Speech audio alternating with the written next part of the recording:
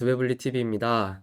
이제 2023년 오늘이 이제 12월 11일 오늘의 장마감 시황 시작하도록 하겠습니다.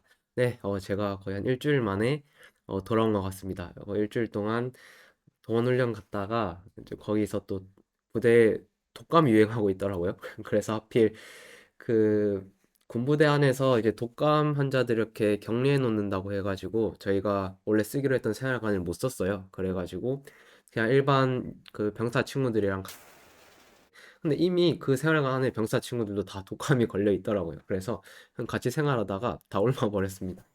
네, 뭐 저는 이제 거의 다 나아가고 음, 확실히 요즘 독감이 좀 독하다고 하는데 다들 좀 조심하시면 좋을 것 같습니다. 네. 한경자님, 기똥차님, 정현숙님, 그리고 산친구님 모두 안녕하세요. 네, 저 독감은 많이 나았고요. 지금 약간 코만 좀 막히는데, 지금 이제 뭐 두통이나 아픈 거는 이제 거의 없습니다. 그리고 이제 저희 오늘 장마하기 전에 좀 이벤트 하고 있는 거 저희가 잘못된 부분이 있어가지고 이게 저희가 단독으로 하고 있는 게 아니라 유한타 증권이랑 같이 하고 있는 거라서 유한타 증권의 정책이랑도 좀 같이 맞춰줘야 되는데 저희가 여기 소개에 저희 링크로 계좌만 개설하면 제가 치킨을 이제 증정해 준다고 되어 있는데 여기에 사이에 한 개가 빠졌어요. 어떤 게 빠졌냐면 어, 여기 이벤트 페이지에 나와 있는데 주식 개설 후 이제 주식 거래를 100만 원 이상 해야 됩니다. 네, 그래서 여기 사이에 그 100만 원 이상 주식을 사거나 팔거나를 이렇게 하면 자동으로 이제 조건이 충족이 되는 거고요. 그리고 나면 자동으로 신청이 되는 거라서 바로 치킨 기프티콘을 제가 한 일주일 단위로 보내드리고 있으니까 그걸 참고하시면 좋을 것 같습니다.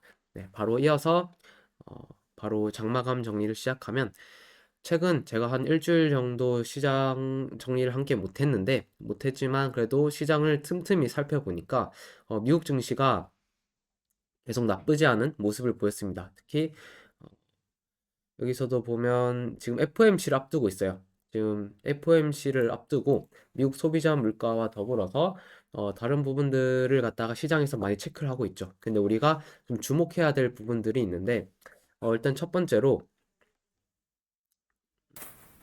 FOMC의 관전 포인트에 대한 얘기가 있는데 금리 인하가 언제 나올 거냐에 대한 얘기죠. 근데 지금 시장 상황이 어떠냐면 최근 이제 지표 발표들이 있었죠. 미국의 소비자 심리 지수나 그리고 반면에 인플레이션 그리고 뭐 CPI 이런 것들을 갖다가 통계적으로 놓고 봤을 때 인플레이션은 점점 약화되고 있으면서 연준이 제시한 2%대에 지금 와가고 있습니다. 그런 상황에서 고용은 그렇게 크게 꺾이지 않고 천천히 꺾이고 있는 상황이고요.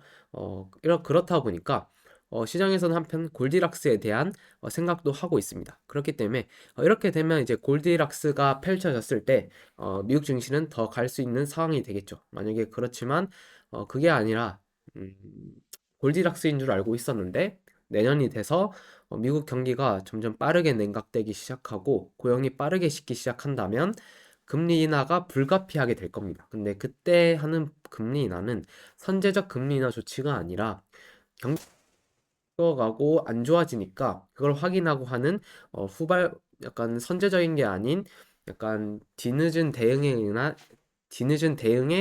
금리 인하는 아무래도 시장에서 악재로 받아들일 수가 있습니다. 그래서 금리 인하가 언제 나올 거냐가 일단 중요한 거고 금리 인하를 하게 된 명분이 뭘까가 중요하다라고 생각을 합니다. 어, 이거는 이제 내년의 문제고요. 근데 당장 이제 며칠 뒤에 있는 FOMC에서는 어떤 걸 사람들이 많이 관전할까를 우리가 놓고 봤을 때는 금리 인하는 언젠가 하긴 할 텐데 파월이 어떻게 얘기할까 이렇게 시장이 많이 기대할 것 같아요. 제가 파월이라면 금리 인하 없다라고 또 얘기할 것 같아요. 그렇게 얘기를 해야지 또 시장에 좀 매파적인 분위기를 좀 심어줄 수 있다라는 생각이 들고요. 그리고 그런 분위기를 계속 형성을 해야지 인플레이션이 갑자기 위로 튀어 올라간다거나 연준이 목표로 하고 있는 인플레이션 수치를 갖다가 가져간다는데 라고 생각합니다. 네, 그런 것들이 이번 FOMC에서 살펴봐야 되는 내용이고 그 내용에 따라서 시장에 급변동이 있을 수 있다라고 생각합니다. 오늘 이제 시장에 돌아와서 보면 코스피는 전일 대비 0.3% 상승한 2520포인트, 그리고 코스닥은 0.59% 상승한 835포인트로 마감했고요. 환율은 전일 대비 0.74% 상승한 1316원으로 마감했습니다. 우리가 이것뿐만 아니라 전일 미국 증시를 먼저 돌아가서 보면 다우 같은 경우에는 먼저 신고가를 돌파했다고 얘기를 했었죠. 그러고 나서 여기서 이제 조정이 나올 수 있는 자리임에도 현재는 잘 버티고 있어요. 여기서 잘 버티고 있고요. 여기서 어떻게 보면 이렇게 박스권을 좀 만들면서 버티고 있다라고 생각을 합니다. 다우가 이렇게 먼저 가서 버티고 있으니까 다음으로 S&P 500도 지금 신고가 전일 기준으로, 그리고 나스닥은 신고가 돌파를 앞두고 있죠. 미국 증시가 전부 다 신고가 돌파를 일시적으로 지금 이제 시작했고 돌파를 앞두고 있는 상황에서 이제 FOMC에 어떤 얘기가 나오냐에 따라서 방향성이 결정될 확률이 높다 생각합니다. 아까 말씀드린 것처럼 이제 금리 인하가 없다라는 멘트를 너무 강하게 매파적으로, 아니면 뭐 금리 그런 식으로 얘기를 하게 될 경우에는 분명 이 나스닥 포함해서 미국 증시가 여기서 한번 확 꺾이는 흐름이 나올 수도 있어요.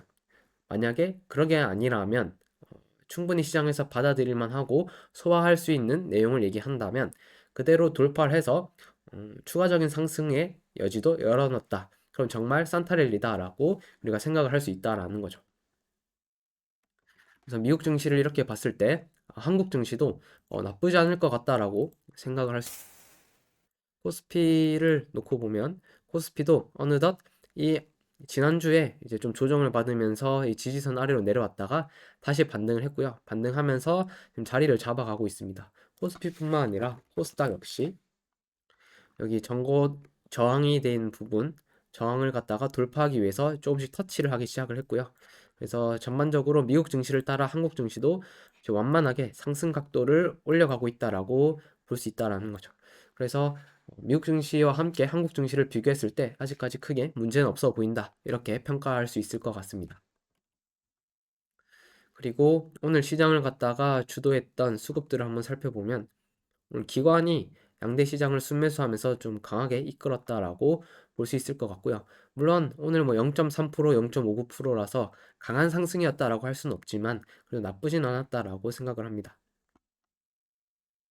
주요 일정 저희가 한번 살펴보면 오늘부터 윤석열 대통령 네덜란드 국빈 방문이 예정되어 있고요. 이 네덜란드 국빈 방문에서 기대되는 부분은 어떤 반도체와 관련된 협력 혹은 이제 원전 수출에 대한 얘기 아니면 방산 뭐 등등이 있을 텐데 일단 네덜란드가 ASML로 유명한 나라죠. 그렇기 때문에 ASML과 협업과 관련된 얘기가 나올 확률이 높고, 그 다음 윤석열 대통령이 외교, 수출 외교로 항상 강조하고 있는 원전과 방산 이쪽과 관련된 얘기가 또 혹시 나오지 않을까라는 기대감을 가질 수 있을 것 같습니다. 그리고 내일 CPI 발표가 있고 그 다음날 FOMC 발표, PPI 발표가 이어서 있죠. 그렇기 때문에 아마 이번 주가 미국 증시의 방향성을 단기적으로 결정할 수 있는 이벤트들이 많이 있다라고 생각을 합니다. 그리고 12월 14일 미국 금리 결정, 그리고 12월 15일이 미국 선물 옵션 동시 만기일이라서 변동성이 좀 있을 수 있다, 이렇게 보시면 될 것 같습니다. 15일에 비대면 진료 시범 사업 보완 방안 시행이 되어 있어서 이때 또 비대면 진료 관련주들이 자리가 아직까지 살아있는 친구들은 움직임을 한번 기대해 볼 수도 있다라고 생각을 합니다. 그리고 시총 상위 종목들을 한번 살펴보시면 삼성전자 먼저 볼까요?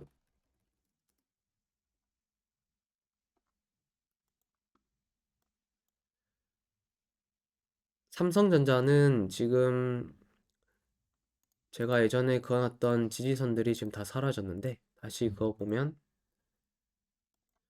여기 상단을 갖다가 한번 돌파를 하려고 했다가 돌파를 못하고 밀렸다가 지금 반등을 하고 있죠. 여기 반등을 하고 있는데 다시 한번 돌파하는지를 한번 살펴봐야 될 것 같습니다. 저희 소리가 지지직거린다고 하신 거는 저희가 혹시 체크해서 한번 문제가 있으면 수정하도록 하겠습니다. 삼성전자는 네, 그렇고요. 그래서 삼성전자도 별 그렇게 문제는 없어 보입니다. 그래서 삼성전자에 대해서도 예전에도 제가 지지선 한 3개 정도를 그었었잖아요. 여기서 음, 이렇게 그었었는데 이 구간 이탈하지 않으면 문제없다라고 했었는데 다행히 이 자리 잘 버티고 반등을 하고 있습니다. 그래서 이 안에서 박스권 하는 것까지도 문제없고 좋다라고 했었고요. 여기를 돌파하고 가면 아마 한국 코스피 지수가 또 상승하는 모습을 볼 수 있지 않을까 생각을 합니다. 그리고 SK 하이닉스. 하이닉스는 지금 먼저 갖고 있던 추세를 지금 살짝 이탈을 했는지 볼 필요가 있는데요. 여기 아직 일탈은 하지 않았다라고 볼 수 있을 것 같고 이 추세를 가운데도 하나 그을 수 있거든요. 이 가운데 추세를 위로 이 상단 추세로 복귀하는지 보실 필요가 있을 것 같습니다. 그 외에 가격적으로 지지받아야 되는 구간은 이 정도가 될 것 같은데 12만 4천 원 정도 되겠죠. 이 자리를 이탈하지 않았기 때문에 이것도 크게 문제는 없어 보인다라고 생각을 합니다. 그래서 뭐 지난 한 주 동안 제가 장마감을 못할 때 조정을 좀 받았으나 크게 위험한 자리를 이탈했다라고 보진 않고요. 그리고 지지를 받아야 될 자리에서 받았다라고 생각을 합니다. 그리고 네, 뭐 기사도 나왔었네요. 윤석열 대통령 네덜란드 방문에서는 반도체 협력이 핵심이다라고 관련된 기사 한번 읽어보시면 좋을 것 같습니다. 그 외 셀트리온 그룹주들이 이제 어제 오늘 강한 모습을 보이고 있죠. 셀트리온이 지금 이틀째 거의 이 정도면 급등이죠. 이틀 동안 각각 6.5% 그리고 5% 하면서 이번에 조정이 나왔던 전고점을 돌파를 해줬습니다. 돌파해 준 거 매우 긍정적이라고 생각을 하고요.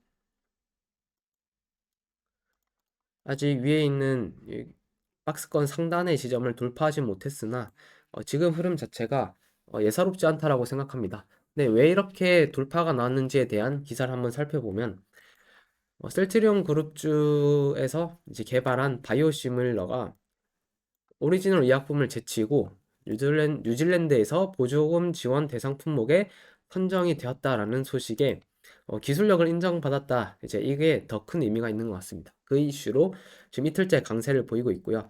이런 것들이 아마 셀트리온 그룹주의 합병과 관련해서도 좋은 시너지를 줄 수 있다라고 생각합니다. 긍정적인 영향을 주고 있고 실제로 이제 오리지널 제품인 허셉틴으로 치료를 받고 있는 환자들은 내년 5월 31일까지 마로 전환을 해야지 이 보조금 지원 혜택을 받을 수 있다라고 합니다. 그렇기 때문에 지금 오리지널 약을 밀어내고 어, 지금 바이오시밀러가 그 자리를 차지한 거잖아요. 그래서 이게 되게 상징적인 거죠. 그래서 어떻게 보면 오리지널을 밀어냈기 때문에 가격적인 측면 그리고 효능적인 측면에서 한 국가에서 인정을 해줬다라는 거고 뉴질랜드 정부가 이런 결정한 것에 대해서도 뛰어난 바이오의약품을 보다 많은 환자들에게 전달하려는 의지가 엿보이는 만큼 혜택을 보는 바이오의약품이 더 늘어날 가능성도 점쳐지고 있다. 그래서 앞으로 이제 어떻게 보면 상징적으로 이 셀트리움의 허주말을 시작으로 다른 바이오시밀러들도 이렇게 오리지널 약의 자리를 갖다가 밀어내고 그 자리에 들어갈 수 있다라는 기대감을 갖게 했다. 이제 이런 게 상징적이라고 생각합니다. 그래서 셀트리온이 지금 이틀째 급등을 하고 있고 셀트리온 헬스케어 셀트리온 이제 이틀째 6%대 급등을 하면서 지난번에 있었던 정고점을 돌파했습니다. 그리고 저희가 한 이쯤이었었나요? 저항을 지지를 한 받을 만한 자리를 얘기했었던 것 같은데 이 자리를 버티다가 뭐 살짝 이탈했지만 그래도 크게 이탈하지 않았기 때문에 금방 복귀하고 이렇게 쭉 다시 반등을 하는 것 같습니다. 셀트리온 제약을 보면 제약은 이 중에서 가장 안 날라갔습니다. 보면 헬스케어랑 셀트리온에 비해서는 제약이 가장 소폭 반등을 했고 음, 이 반등세는 아마 따라가지 않을까라고 생각을 하고 있습니다. 뭐 여전히 이 셀트리온 제약의 저항 구간은 여기 있지만 이미 셀트리온과 셀트리온 헬스케어가 저항을 돌파했기 때문에 제약 역시 여기를 돌파하기 위한 움직임을 보여주려고 하지 않을까 개인적으로 생각을 하고 있습니다.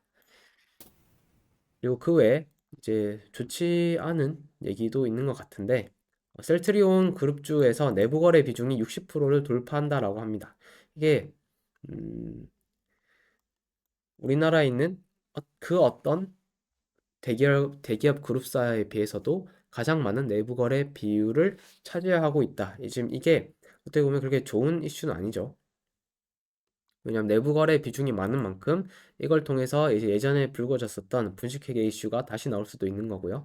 그래서 이런 부분을 갖다가 빨리 없애야 되기 때문에 결국 합병을 지금 추진하고 있는 거잖아요. 그래서 어떻게 보면 이런 이슈들이 터질수록 합병에 더 가까워지지 않나라고 생각을 하고 있습니다. 그래서 셀트리온 그룹주와 관련해서는 이런 이슈가 있었고, 그리고 HLB가 2.1% 상승했는데 코스피 이전을 위한 전자투표를 지금 시작을 했다라고 합니다. HLB는 지금 최근적인 저항도 돌파하면서 상승을 좀 하는 것 같습니다. 최근에 진영곤 회장이 어, 지점을 돌아다니면서 증권사 지점을 돌아다니면서 IR을 했다라고 했는데 그 영향도 확실히 있는 것 같고요. 지금 움직임 자체는 나쁘지 않다라고 생각을 합니다. 물론 여기서 과열권으로 넘어가게 될 경우에는 또 분할 매도를 해야겠지만 다시 내려오면 또 분할 매수의 기회로 삼을 수 있겠죠. 그렇지만 지금은 뭐 아직 그런 신호가 뜨진 않았고 저항도 무사히 돌파했기 때문에 그 다음은 여기 35,800원 뭐 이런 자리를 보시면 어떨까 생각을 합니다. 그리고 저희가 오늘 최근에 이제 못 봤기 때문에 빠르게 나머지도 살펴보면 기아, 현대차. 지금 기아랑 현대차도 보시면 기아가 먼저 추세를 돌파했습니다. 여기 추세 저항이 한번 걸린다 했는데 저항 한 번에 돌파 못해도 살짝 눌림목 줬다가 지금 돌파가 나왔으니까 나쁜 것 같아요. 그래서 연말에 이 현대차, 기아차와 관련된 이슈들도 꾸준히 살펴봐야 될 것 같고요. 특히 자동차는 여기서 이제 자율주행과 관련된 얘기가 나올 때가 전 되었다라고 생각을 합니다. 그래서 자율주행 얘기들까지 확장해서 살펴보시면 될 것 같아요. 현대차도 보면 지금 느리지만 천천히 이렇게 돌파를 하고 있다라고 생각을 하고요. 이 직선 추세선보다는 파란 색깔 60일 이동 평균선을 계속 돌파 못하다가 점점 위로 올라가고 있다라는 것. 이런 배열이 바뀌는 거에서 좀 변화가 있다라는 게 느껴져서 현대차도 아마 기아와 같이 이렇게 돌파 흐름을 볼 가능성이 높지 않나 이렇게 생각을 하고 있습니다. 자동차와 관련된 이슈도 아마 4분기 실적 한번 기대하면서 좀 봐야 되지 않을까 싶습니다. 그리고 네이버는 오늘 비가 떴네요. 최근 점 올라가면서 강한 모습을 보여줬는데 분할 매도할 시기가 되었다 이렇게 보시면 될 것 같습니다. 여기서 뭐 더 갈 수는 있겠죠. 더 가더라도 걸리는 저항 자리는 22만 7천 원 정도. 여기서 만 원 정도 더 올라갈 수 있겠다라고 보여집니다. 혹은 그 전에 먼저 조정을 받거나요. 여기서 조정을 가격이 이렇게 단기 평선 이탈하지 않고 여기 위에서만 버텨준다면 좀 쉬었다가 한 번 더 위로 치러 갈 수는 있을 것 같습니다.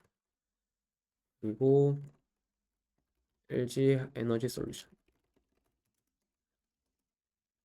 LG 에너지 솔루션은 여기서 지금 박스권 횡보를 하고 있고 음, 이런 식으로 이대로 박스권 횡보를 하면서 급격하게 가격이 빠지지 않고 좀 기다리면서 시세 회복을 할 준비를 하면 좋을 것 같습니다.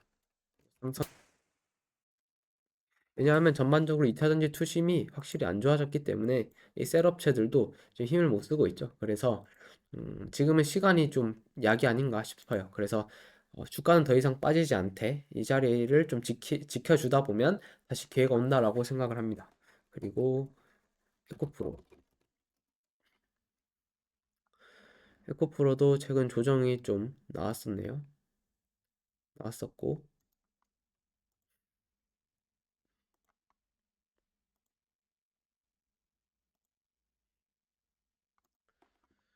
일단 이 정도 박스권 안에서 에코프로도 비슷한 흐름 보여주면 좋을 것 같습니다. 에코프로 BM.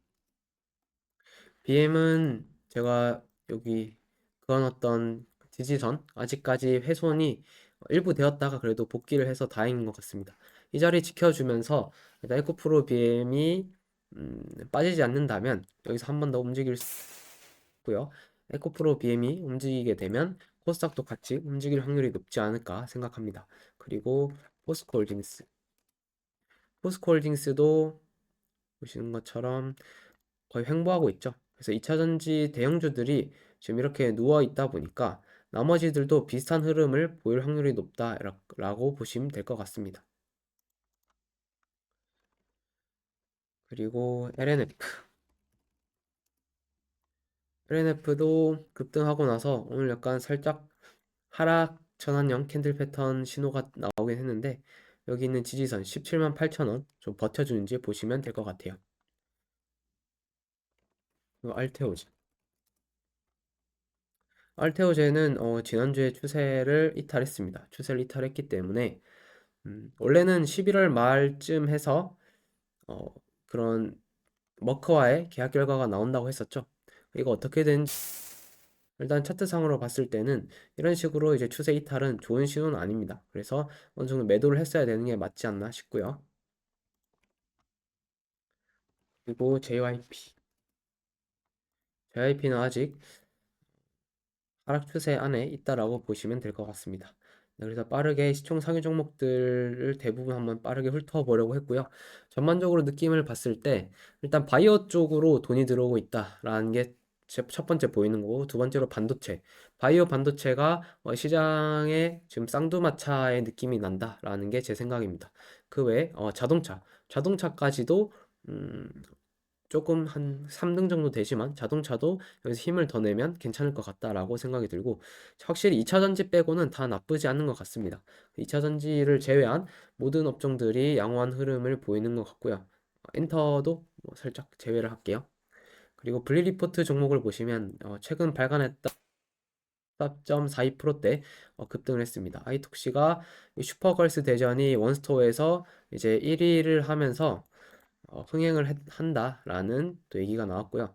보면 원스토어에서 인기순위 1위, 구글 플레이 스토어에서 인기순위 2위를 기록했다라고 되어 있습니다. 그래서 이런 게임이 신작이 출시가 됐을 때는 보통 출시 전 기대감을 올랐을 때 좀 팔아야 되는 게 좋다라고 생각하고요. 분할 매도를 일대 하면서 수익을 챙기고 두 번째로는 이렇게 인기 순위 1위나 2위를 하지 못하면 주가가 급락하는 경우가 많아요. 그렇기 때문에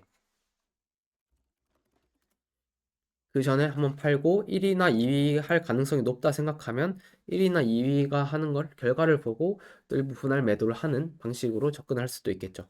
아이톡시 같은 경우에는 전일 출시하고 나서 출시 당일에 이제 1등 하지 못하면서 좀 주가가 밀렸다가 주말 동안에 다시 1등 했다는 얘기에 원래대로 복귀를 한 흐름이죠.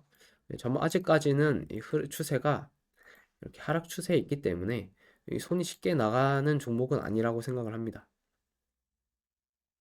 손이 쉽게 나가지 않은 종목이지만 이 종목이 만약에 지금 새롭게 이제 시도하고 있는 슈퍼걸스 대전이 잘 흥행을 하면서 이렇게 추세 돌파가 나온다면 그때는 좀 눈여겨봐야 된다 이렇게 생각을 합니다.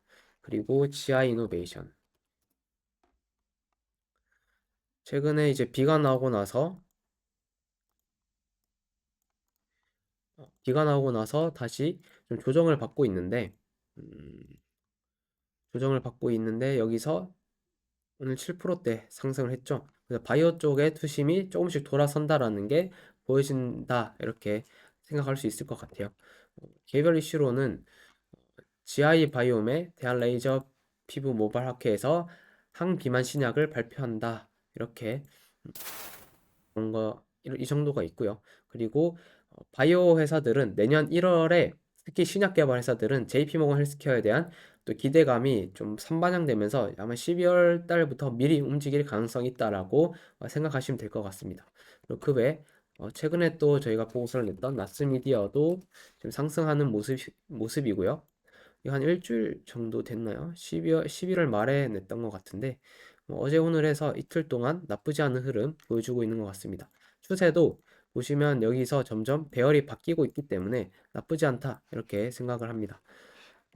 이런 보고서들을 갖다가 보고 싶으시다면 저희 분리 홈페이지 그냥 무료로 가입하시면 분리 콘텐츠에서 그냥 보실 수 있고요. 그 외에 전략 리포트들은 유료 회원들만 보실 수 있습니다. 전략 리포트에 대해서 좀 간단하게 설명을 드리면 저희가 이렇게 리포트를 쭉 내다가 슬슬 이제 오르기 시작하거나 오를 타이밍이 된 기업들을 갖다가 보면 편입을 합니다. 그렇기 때문에 전략 리포트로 편입된 종목들을 갖다가 보시고 투자에 참고하셔도 괜찮다라고 생각을 하고요. 초기에 전략 리포트는 좀 장기 투자를 지향하는 컨셉으로 저희가 했었는데 이게 시간이 얼만큼 걸릴지 모르다 보니까 많은 분들이 좀 피드백을 주셔서 저희가 그거에 맞게 좀 바꾸도록 했습니다. 그래서 이런 변화에 맞춰서 저희 서비스를 좀 이해해 주시면 좋을 것 같아요.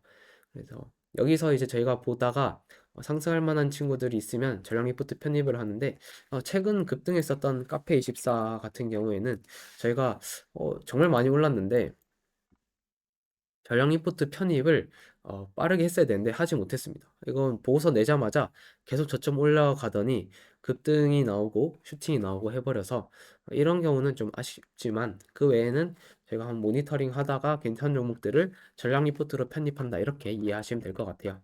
그리고 그 외에 음,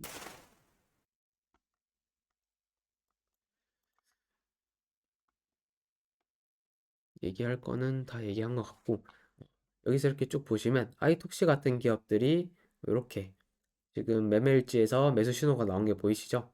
그래서 이제 보시면 저희 서비스 이용하신 분들 중에서 보유하고 있는 종목들의 이런 시황보드를 보고 싶어 하신 분들이 있어서 제가 지금 최근 업데이트된 내용 간단하게 한번 소개해 드릴게요. 저희 시황보드 보시면 여기 옆에 관심 종목 탭이 새로 생겼어요. 관심 종목 탭이 새로 생겼고 지금 관심 종목에 아무것도 없는데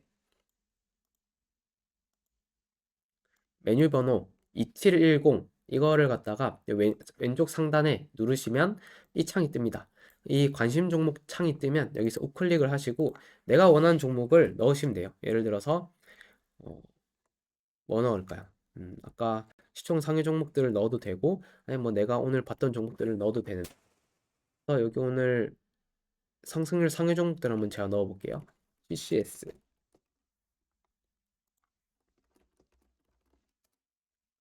그럼 여기에 예 하고 삽입을 하면 이렇게 종목이 나옵니다. 그리고 TN 클릭 종목 삽입 TN 엔터테인먼트 이렇게 넣으면 종목이 삽입이 되죠. 그러고 나서 다시 왔다가 이렇게 관심 종목으로 돌아오시면 내가 관심 있는 종목들을 갖다가 이렇게 넣고 시황보드로 볼 수 있는 거예요. 그럼 이렇게 종목이 쫙 나열이 되면 내가 평소에 이제 관심 있었던 종목의 매수 신호가 뜰 때쯤 되면 이렇게 시황보드가 이렇게 빨갛게 변한단 말이죠. 그럼 빨갛게 된 종목들을 갖다가 그 종목들만 골라가지고 이게 매수 자리가 됐는지 이렇게 차트까지 보면서 한번 살펴보시면 됩니다. 그래서 제가 이번에 이 기능이 업데이트가 됐는데 소개를 안 해드렸어서 제가 소개해드리는 거고 그냥 평소에 이제 관심 있게 보시는 종목들을 갖다가 쫙 리스트업을 한 다음에 여기 시황보드에서 함께 보면서 관리를 할 수 있다라는 거죠. 그리고 여기다가 메모에는 뭐 특이사항 있으면 특이사항을 뭐 적으면 되는데 예를 들어서 뭐 TN 엔터테인먼트는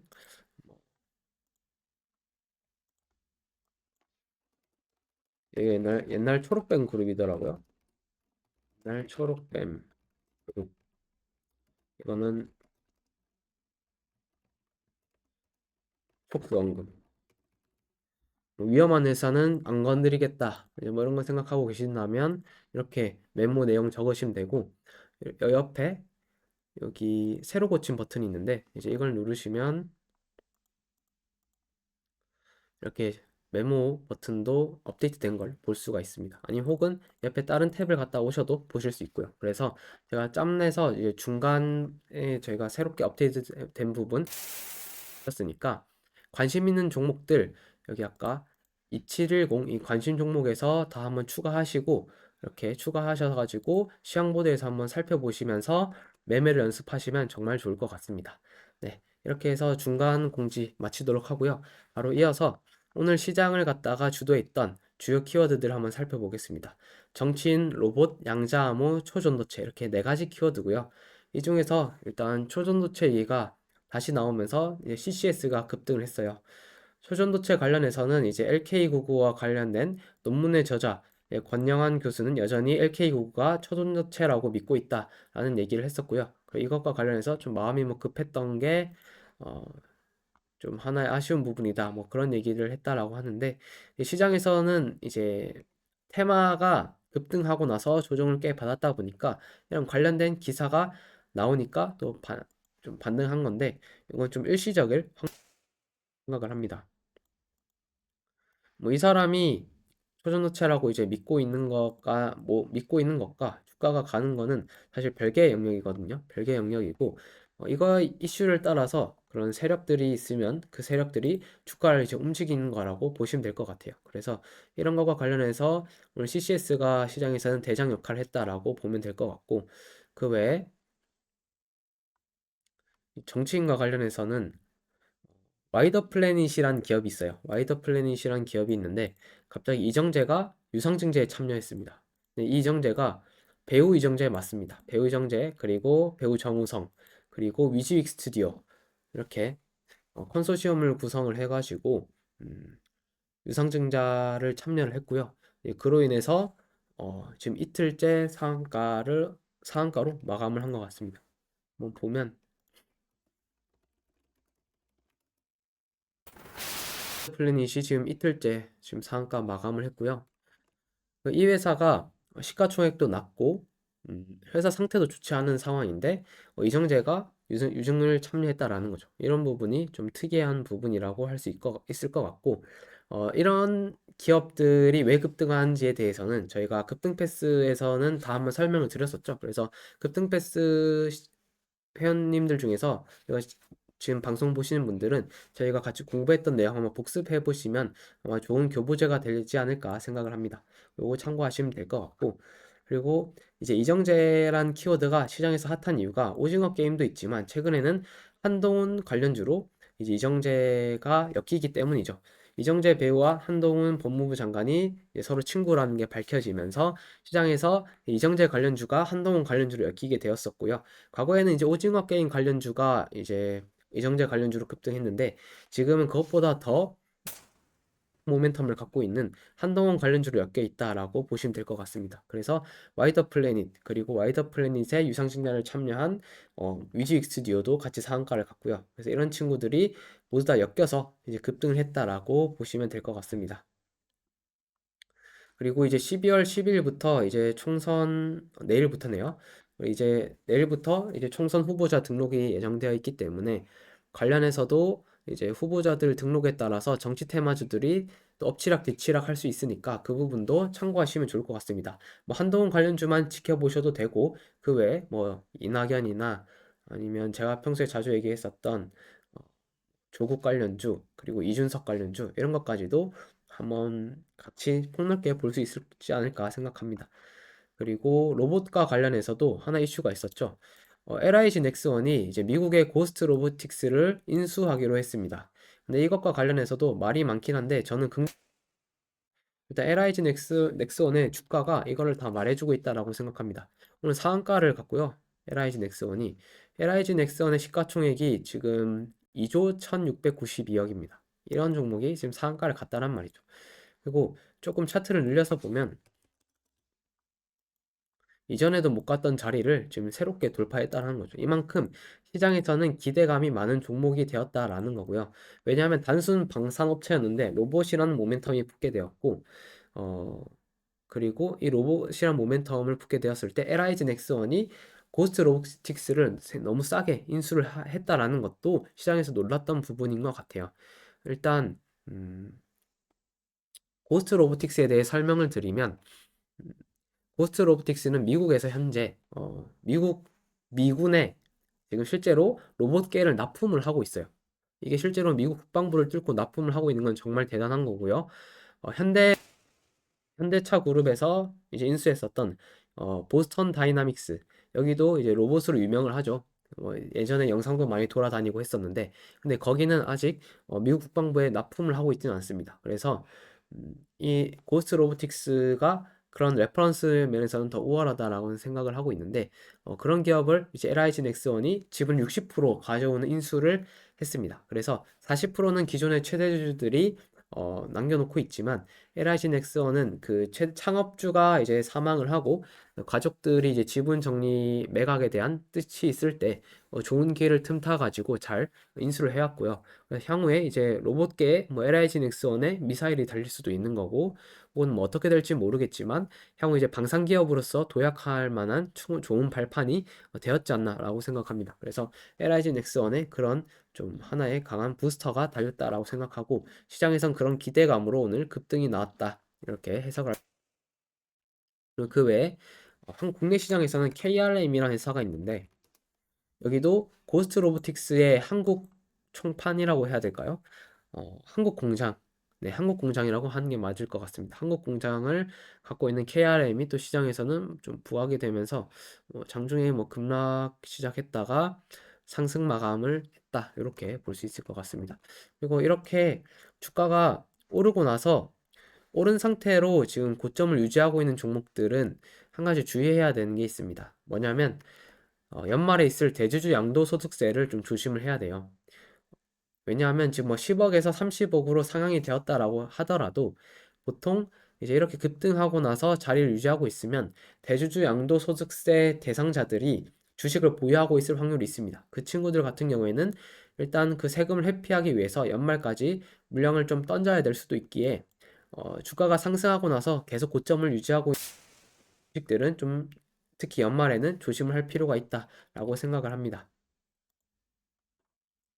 그리고 양자암호와 관련해서는 극좋은 분자와 관련해서 양자 얽힘을 뭐 첫 구현했다라는 뭐 기사가 있는데, 음,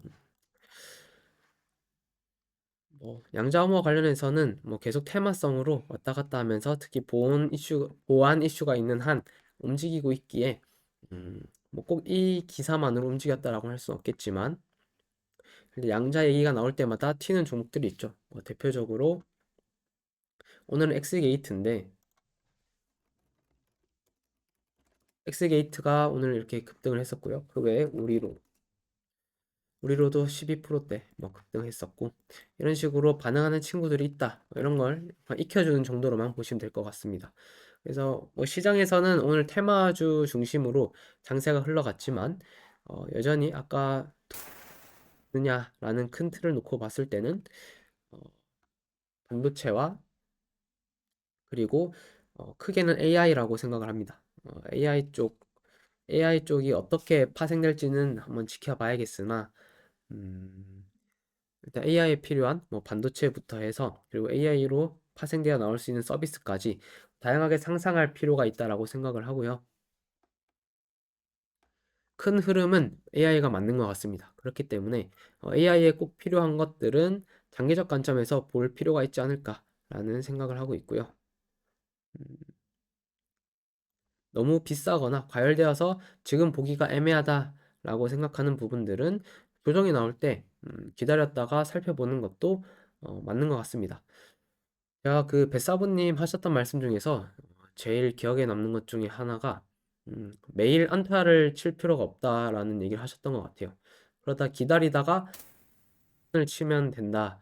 주식은 약간 뭐 그렇다라고 하셨는데, 저도 이제 배웠던 것들을 돌아보고 하니까 맞는 것 같습니다. 오히려 매번 안타 치려고 방망이를 많이 휘두를수록 어, 약간 삼진 아웃 될 확률이 높은 것 같고요. 어, 오히려 확실한 기회가 올 때 딱 그 공 하나만 잘 노려도 충분히 자산을 증식하는 기회가 될 수 있으니까, 그런 홈런 하나만 잘 구별하는 선구안을 키우시는 것만 해도 정말 투자에 큰 도움이 되지 않을까 생각을 합니다. 네, 이렇게 해서 제가 준비했던 장마감은 여기서 마치도록 하겠고요. 오랜만에 질문 있으면 질문 한두 개만 받고 마치도록 하겠습니다.